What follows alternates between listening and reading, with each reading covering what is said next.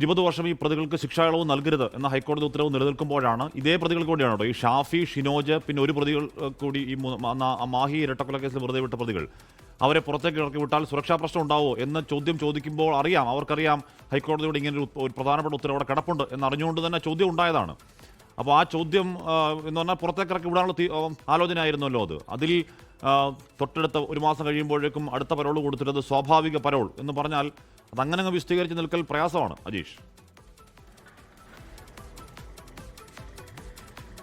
അങ്ങനെ തന്നെയാണ് കാശ്മീർ. കാരണം ഈ TP കേസ് പ്രതികൾക്ക് ഇത് അവർ ഈ ശിക്ഷയ്ക്ക് തടവ് ശിക്ഷയ്ക്ക് വിധിക്കപ്പെട്ട് അവർ ജയിലിൽ കയറിയതിനു ശേഷം അവർ ഏതാണ്ട് 1000-ലധികം ദിവസം ഇവർ പുറത്തിറങ്ങി എന്നുള്ളതാണ് ഏറ്റവും പ്രധാനപ്പെട്ട കാര്യം. കാരണം ഈ TP കേസിലെ എല്ലാ പ്രതികളും അത്രയും ദിവസം തന്നെ പരോളിൽ പുറത്താണ്. ഈ കൊടിസുനി അടക്കമുള്ള മിക്ക പ്രതികളും ഇവർക്കെതിരെ നേരത്തെ തന്നെ ഈ പല ആരോപണങ്ങളും ഈ കണ്ണൂർ ജില്ലയിൽ തന്നെയുണ്ട്. നേരത്തെ ഈ സ്വർണ്ണക്കടത്ത് അടക്കമുള്ള ആരോപണങ്ങളിൽ ഈ പ്രതികൾ അവരുടെ കൊട്ടേഷൻ സംഘത്തെ ഉപയോഗിച്ചു ഈ സ്വർണ്ണക്കള്ളക്കടത്ത് അടക്കം നടന്നു എന്നുള്ള ഒരു ആരോപണം നേരത്തെ തന്നെ ഉണ്ടായിരുന്നു. അങ്ങനെ നിരവധി ഈ കുറ്റങ്ങൾ ഇവർക്കെതിരെ ഈ ജയിൽ ശിക്ഷ അനുഭവിക്കുമ്പോൾ തന്നെ ഉള്ളപ്പോഴാണ് ഇവരെ പുറത്തിറക്കാനുള്ള ഒരു നീക്കം നേരത്തെ ഈ സർക്കാർ ഈ കത്ത് ഇടപാടിലൂടെ നടത്തിയത്. അതിന് പിന്നാലെയാണ് ഈ IG-യുടെ ഈ സംഭവമൊക്കെ വന്നത്, DIG-യുടെ ഈ സംഭവമൊക്കെ വരുന്നത്. അതായത് ഈ TP കേസ് പ്രതികളുടെ ബന്ധുക്കളുടെ കയ്യിൽ നടക്കം കൈക്കൂലി വാങ്ങുന്ന ഒരു കാര്യം, അത് ഏറ്റവും പ്രധാനപ്പെട്ട കാര്യമാണ്.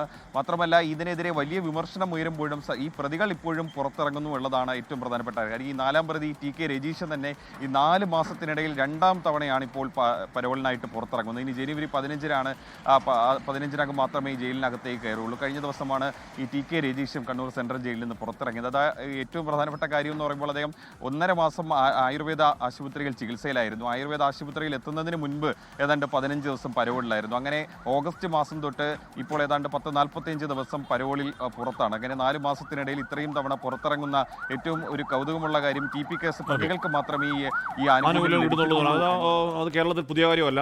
ഇവർ കയറിയ നാൾ ജയിലിൽ കയറിയ നാൾ മുതൽ ഈ ആനുകൂല്യങ്ങളുടെ പെരുമഴ അവർ കിട്ടി തുടങ്ങിയതാണ്. മാത്രമല്ല ജയിലിനകത്ത് അവർക്ക് കിട്ടുന്ന സൗകര്യങ്ങളെ പറ്റി അവർക്കുള്ള വാർത്തകൾ ഒന്നല്ല, എത്ര ആവർത്ത നമുക്ക് എണ്ണിയാൽ തീരാത്ത അത്ര വാർത്തകൾ പുറത്തേക്ക് വന്നതാണ്. അവരുടെ ആനുകൂല്യങ്ങളുടെ വാർത്ത എന്തിനീ പ്രതികളുടെ കല്യാണം നടത്തി കൊടുക്കാൻ നേതാക്കൾ പോയ വാർത്തയൊക്കെ കാഴ്ചയൊക്കെ നമ്മൾ നേർക്കുനേർ കണ്ടതല്ലേ. അപ്പോൾ അതിനേക്കാൾ വലുതാണ് ഒരു പരോൾ. അപ്പോൾ എന്തായാലും തുടരും എന്നാണ് KK രമ പറയുന്നത്. ദൗർഭാഗ്യവശാൽ തുടരും എന്ന് തന്നെ കരുതാനേ കഴിയൂ. ലോകത്തെവിടെയായാലും ഏത് സമയത്തും 24 വാർത്തകളും ഓഗ്മെന്റഡ് റിയാലിറ്റി പാക്കേജുകളും എക്സ്പ്ലെയിനറുകളും വിശദമായി കാണാൻ ഞങ്ങളുടെ YouTube ചാനൽ നിങ്ങൾക്ക് സബ്സ്ക്രൈബ് ചെയ്യാം.